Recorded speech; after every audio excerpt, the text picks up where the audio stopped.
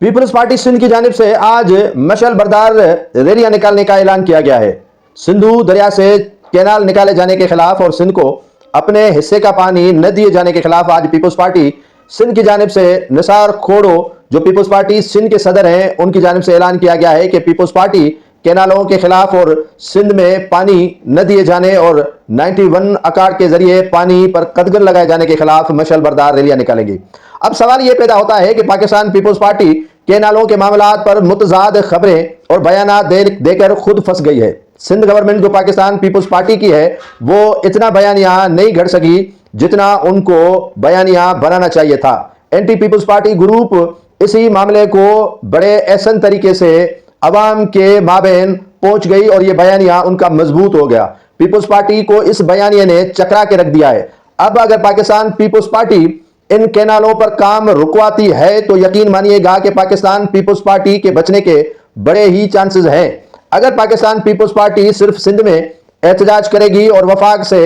इन मामलात पर संजीदगी के साथ गुफ्तगू-शुनीद नहीं करेगी, अगर पाकिस्तान पीपल्स पार्टी इस मामले पर वफा के सामने डट के खड़ी नहीं रहेगी तो यकीन मानिएगा कि पाकिस्तान पीपल्स पार्टी का जो सिंध के अंदर वजूद है वो खतरे में पड़ जाएगा। पाकिस्तान पीपल्स पार्टी भले एहतजाज करे लेकिन पाकिस्तान पीपल्स पार्टी के एहतजाज को वो अहमियत नहीं मिल रही है जो अहमियत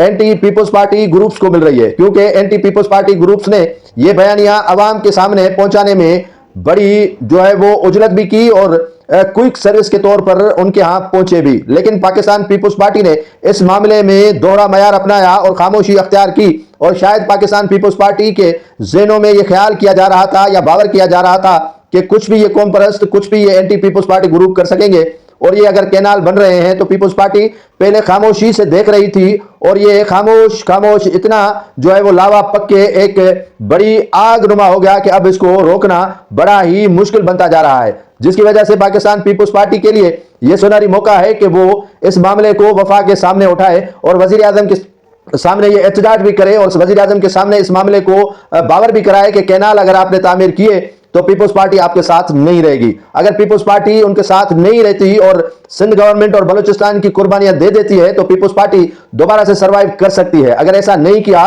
तो शायद पीपल्स पार्टी के लिए यह कैनाल कब्रिस्तान बन सकते हैं।